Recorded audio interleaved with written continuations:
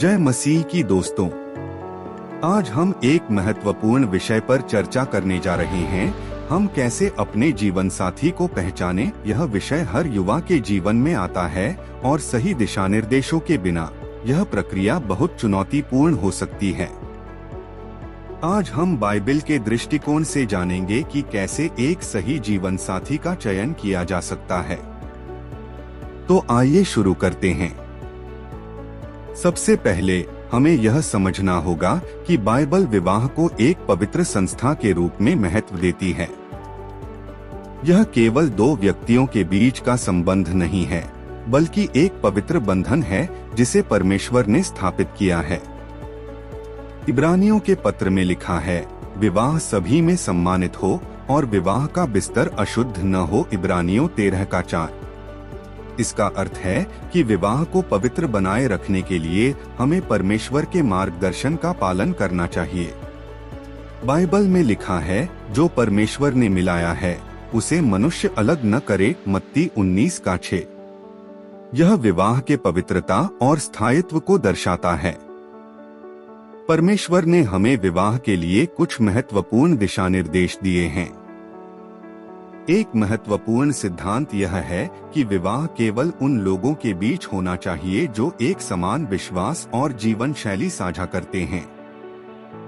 यह इसलिए आवश्यक है ताकि जीवन साथी एक दूसरे का समर्थन कर सकें और एक दूसरे के साथ धार्मिक और नैतिक मूल्यों का पालन कर सकें। प्रसिद्ध धर्मशास्त्री C.S. लुईस ने लिखा है, एक अच्छा विवाह दो अच्छे क्षमादान करने वालों का मिलन है। इसका अर्थ है कि समान विश्वास वाले जीवन साथी एक दूसरे को समझने और क्षमा करने में अधिक सक्षम होते हैं।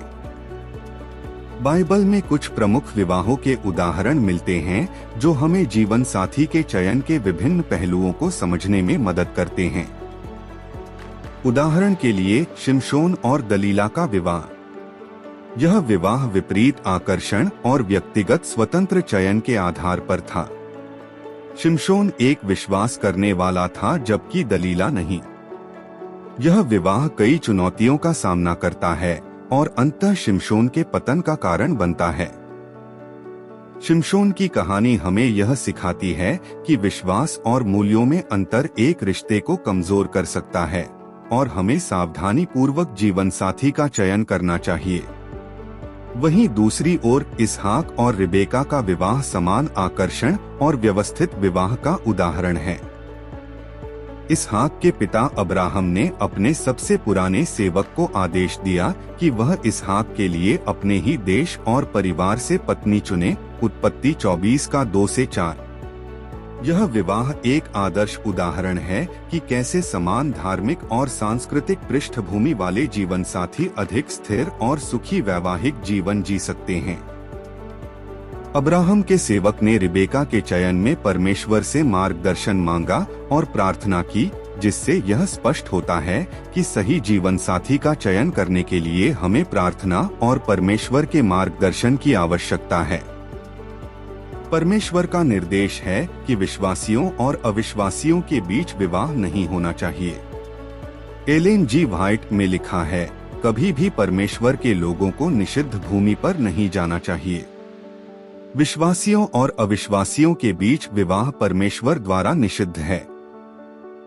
यह इसलिए है क्योंकि धार्मिक और सांस्कृतिक मतभेद विवाह में कई समस्याएं उत्पन्न कर सकते हैं। पौल ने कुरिन्थियों को लिखा, अविश्वासियों के साथ असमान जुए में न जुटे। 2 कुरिन्थियों 6:14।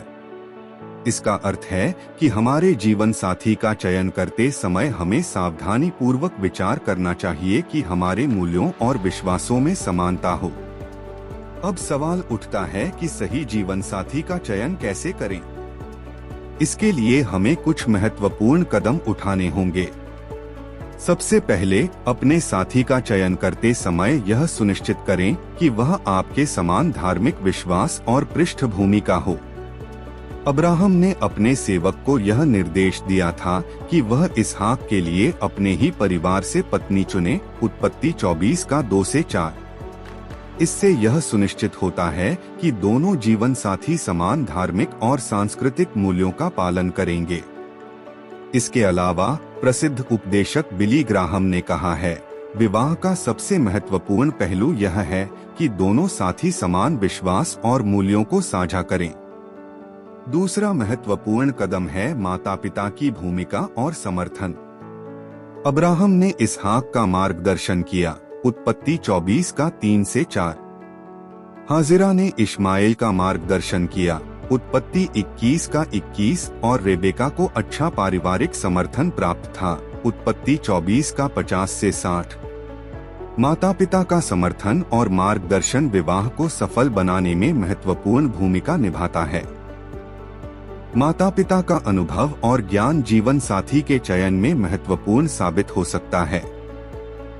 एक प्रसिद्ध लेखक जेम्स डॉबसन ने कहा है, माता पिता का आशीर्वाद और मार्गदर्शन विवाह के लिए परमेश्वर के मार्गदर्शन का हिस्सा है। तीसरा महत्वपूर्ण कदम है प्रार्थना। एलेन जी वाइट ने विवाह की आशा रखने वालों के लिए प्रार्थना को दोगुना करने की आवश्यकता पर जोर दिया। अब्राहम के सेवक ने इसहाक के लिए सफल साथी खोजने के लिए परमेश्वर से प्रार्थना की, उत्पत्ति 24 का 12 से 14। प्रार्थना से हमें परमेश्वर का मार्गदर्शन और आशीर्वाद मिलता है, जो सही जीवन साथी चुनने में महत्वपूर्ण है। प्रार्थना वह कुंजी है जो स्वर्ग के भंडार को खोलती है। यह उद्धरण बताता है कि प्रार्थना के माध्यम से हम परमेश्वर के मार्गदर्शन और आशीर्वाद को प्राप्त कर सकते हैं। चौथा महत्वपूर्ण कदम है परिपक्व साथी का चयन और अच्छे चरित्र का ध्यान रखना। इसहाक और रेबेका दोनों परिपक्व थे जब उन्होंने विवाह का निर्णय लिया। रेबेका सुंदर और मेहनती थी। उसने अब्राहम के सेवक और जानवरों के लिए पानी खींचा था, उत्पत्ति 24 का 18 से 20। पौलुस ने भी सलाह दी है कि यौन अनैतिक, लालची, मूर्ति पूजक, गाली देने वाले, शराबी या धोखेबाज व्यक्तियों के साथ मेलजोल न करें, 1 कुरिन्थियों 5 का 11। यह सुनिश्चित करता है कि हम एक ऐसा साथी चुनें जिसका चरित्र अच्छा हो और जो हमारी धार्मिक और नैतिक मान्यताओं का पालन करता हो। अंत में, विवाह पूर्व यौन संबंध और व्यभिचार से बचना महत्वपूर्ण है। पौलुस ने लोगों को यौन अनैतिकता से भागने की सलाह दी है, 1 कुरिन्थियों 6 का 18, और यौन अनैतिक लोगों के साथ मेलजोल न रखने की भी सलाह दी है, 1 कुरिन्थियों 5 का 9। जो पुरुष और महिलाएं पूरी तरह से विवाह में प्रतिबद्ध होने तक यौन संबंध से बचते हैं, उन्हें परमेश्वर से आशीर्वाद मिलता है। प्रसिद्ध उपदेशक चार्ल्स स्पर्जन ने कहा है, विवाह का बंधन पवित्र है और इसे शुद्ध और पवित्र बनाए रखने से परमेश्वर की आशीर्वाद प्राप्त होती है। तो दोस्तों, जीवन साथी का चयन एक आसान काम नहीं है, लेकिन पवित्र बाइबल हमें इस दिशा में सही मार्गदर्शन देती है।